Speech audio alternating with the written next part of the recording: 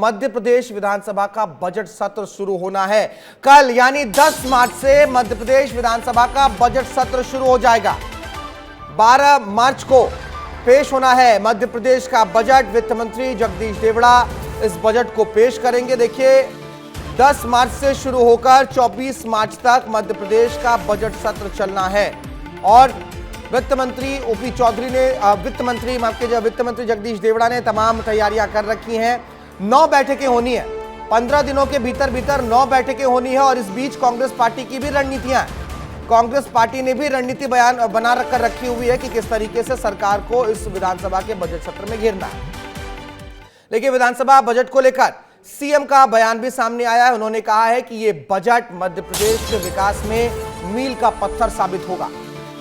तो मुख्यमंत्री डॉक्टर मोहन यादव ने भी बयान दिया है। उन्होंने बजट को मील का पत्थर बताया है, कहा है कि हर वर्ग के लिए उनकी सरकार काम कर रही है। क्या कुछ कहा है इस बजट को लेकर मुख्यमंत्री डॉक्टर मोहन यादव ने, सुनवाते हैं आपको। का सत्र प्रदेश के विकास के लिए मील का पत्थर साबित होगा। पिछले साल में किए गए कामों के बलबूते पर हमने एक रोड मैप बना लिया है। आने वाले भविष्य की दृष्टि से जिस प्रकार से सरकार ने अलग अलग सभी विभागों में काम किया है, जनता के आशा आकांक्षाओं के अनुरूप लोगों के मनों पर इसका असर हुआ और निश्चित रूप से सरकार विकास परक व्यवस्था में आगे बढ़ेगी। तो देखिए ये सत्र बहुत ही खास होने वाला है क्योंकि इस सत्र में जैसा मुख्यमंत्री डॉक्टर मोहन यादव ने कहा कि हर वर्ग के लिए इस बजट में काम किया गया है, तो उन तमाम प्रावधानों को, उन तमाम योजनाओं को सरकार पटल पर रखने वाली है। लेकिन खास क्या कुछ होना है इस बजट सत्र में वो हम आपको बताते हैं। देखिए 10 से लेकर 24 मार्च तक ये बजट सत्र चलना है और 15 दिन के भीतर जो है इस सत्र में कुल 9 बैठकें होंगी। 10 मार्च को राज्यपाल का अभिभाषण होना है, यानी कि कल 10 मार्च से ही विधानसभा का बजट सत्र शुरू होगा। राज्यपाल पहले अभिभाषण देंगे, सरकार की उपलब्धियों को गिनाएंगे और उसके बाद 11 मार्च को आर्थिक सर्वेक्षण जो है वो प्रस्तुत किया जाएगा। जो आर्थिक सर्वेक्षण की रिपोर्ट आई है उसको पटल पर रखा जाएगा। 12 मार्च को इसके बाद वित्त मंत्री जगदीश देवड़ा जो उप मुख्यमंत्री भी हैं मध्य प्रदेश के, वो बजट पेश करेंगे। तमाम योजनाओं का ऐलान होगा और किस किस विभाग को कितना पैसा मिलना है और किस विभाग में कितना काम होना है, ये तमाम रूपरेखा राज्य के सामने रखी जाएगी। वित्त मंत्री जगदीश देवड़ा बजट पेश करेंगे। और देखिए बजट में खास क्या है, लेकिन अब कहां अनुमान क्या कुछ लगाए जा रहे हैं, किस सेक्टर में कितना पैसा खर्च होगा, कितना पैसा दिया जाएगा, तो देख लीजिए 4 लाख करोड़ से ज्यादा का ये बजट इस बार का हो सकता है। इसमें खास क्या होना है तो गरीब, किसान, महिला और युवाओं पर फोकस है क्योंकि ये गरीब लोग हो जाएं, किसान हो जाएं, महिलाएं और युवा, यही आधार है विकास के और यही आधारभूत संरचनाओं में सबसे अहम भागीदारी निभाते हैं। और कई बड़े ऐलान भी हो सकते हैं।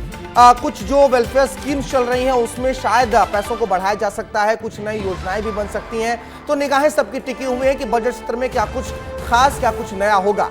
लेकिन फिलहाल विवेक राणा के पास आपको हम लिए चल रहे हैं। राजधानी भोपाल से हमारे सहयोगी हमारे साथ जुड़ गए हैं। विवेक, बजट सत्र को लेकर सरकार की पूरी तैयारियां हो गई हैं, अब कल से आगाज हो जाएगा।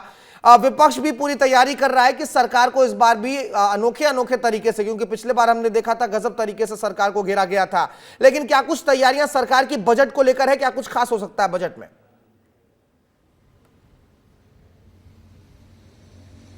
बिल्कुल, बजट की यदि बात करें तो विधानसभा का बजट सत्र कल से शुरू होने वाला है। 12 मार्च की यदि बात करें तो राज्यपाल के अभिभाषण के बाद जो बजट है वह रखा जाएगा। वित्त मंत्री जगदीश देवड़ा बजट रखेंगे। मगर इस बार की यदि बात करें बजट की तो इस बार जो बजट है वह करीब 4 लाख करोड़ का होगा, यानी पिछले बार के बजट की अपेक्षा इस बार का जो बजट है वह ज़्यादा रहेगा क्योंकि विकास कार्य बहुत सारे हैं, तमाम योजनाएं चल रही हैं और आने वाली सरकार की तमाम योजनाओं के लिए भी जो बजट है वो कहीं ना कहीं बनाया गया है। साथ ही यदि विपक्ष की यदि बात करें तो विपक्ष द्वारा सरकार को घेरने के लिए पूरी तैयारी कर ली गई है क्योंकि पिछले बार जिस प्रकार से पहले दिन से ही सड़क से लेकर सदन तक तमाम जो विरोध के जो आवाज़ है वह गूंजती दिखाई दे रही थी, तो इस बार भी लग रहा है कि सड़क से लेकर सदन तक जो विपक्ष है वह हंगामा करता हुआ दिखाई देगा। भ्रष्टाचार के मुद्दे को लेकर सरकार को घेरने की तमाम जो कोशिश है